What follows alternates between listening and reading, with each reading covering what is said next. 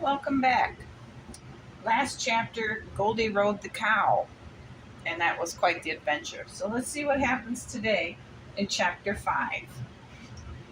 Things were pretty calm for us after Goldie rode the cow. Summer was warm, and my daily naps were something I really looked forward to. Nothing bothered me, and only a few bugs flew around, making a soft noise. One day, I decided to check on the corn we had buried when I was out by the water tank. The cow was standing there and had Goldie's corn hanging from its mouth. It was eating it, slimy dirt and everything. Mine was still hidden and safe. Great.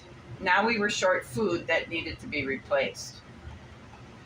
I went toward the cornfield hoping to get another one, only to discover a terrible machine on round black things for feet. It was moving across the field, chewing and ripping the stalks apart, stealing all the cobs of corn and throwing the shredded stalks everywhere. Our food is being stolen as I stand and watch. The machine stealing it was roaring and coughing, black air in the sky as it went around the field. A human was riding it. Oh, well, now what do we do? I certainly hadn't planned on this. Slowly, I walked to the edge of the field and looked around. After the monster had moved further away, the skin that had been wrapped around the corn was everywhere. I picked one up. It was light, dry, and soft. I thought, this might work in my bed for making the cold nights warmer. I took the one I had in my mouth back to the woodpile and dragged it through the door.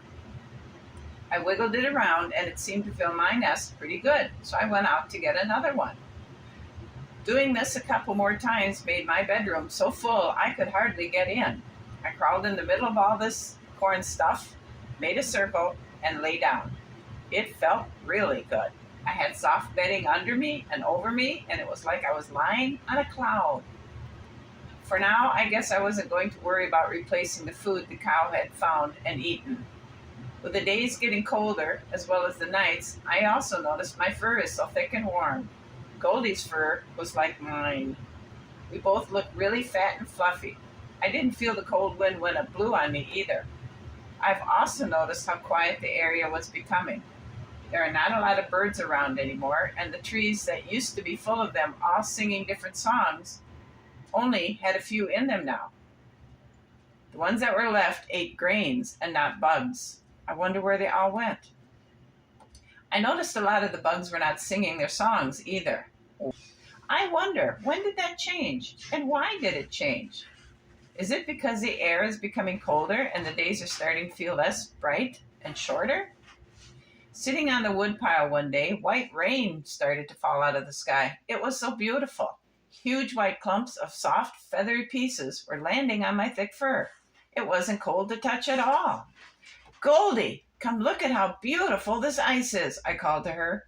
She stuck her head out of her nest and looked around. Oh, wow, it is so beautiful and quiet out here. Coming out to sit by me, we enjoyed the silence of the world when snow falls. Everything is so quiet and peaceful. The white rain didn't stay on the ground, but disappeared as soon as it landed, so it wasn't cold to be out there. Shortly, Goldie walked away. I watched as she hopped toward the house of the birds, and I began to wonder, what is she going to do? Following her from a distance, I saw her go into their house. The birds seemed to be quiet and not upset she was there. I wonder what she's doing. They don't seem to mind her in there because the little house remained quiet. The birds weren't alarmed at all. One of the ugly giant birds suddenly started its gobbling noise. All the other birds started making noise too. I could hear them squawking and moving around in there. It sounded like an awful lot of wings were flapping. Their door was open, allowing the birds to come running out, yelling and hollering all their strange noises.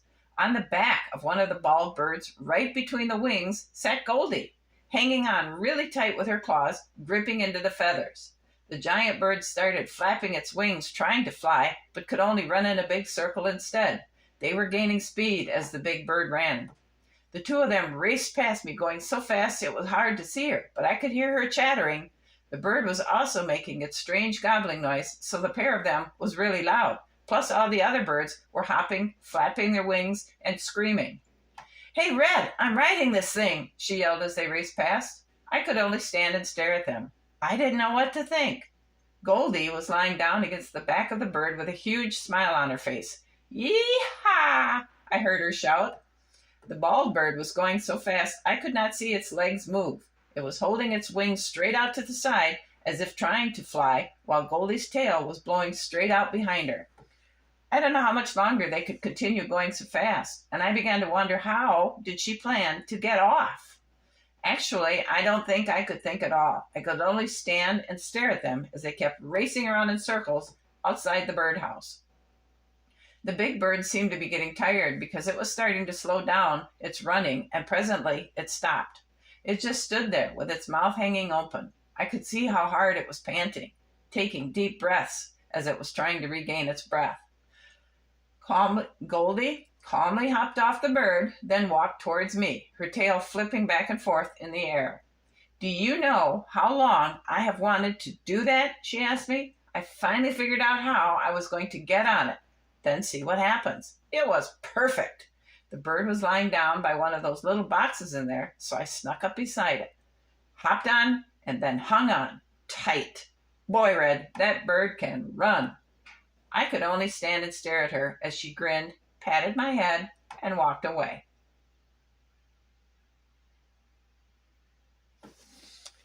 So that is the end of chapter 5. Hope you enjoyed it, and I'll see you again soon. Thanks for listening. Have a great afternoon. Bye.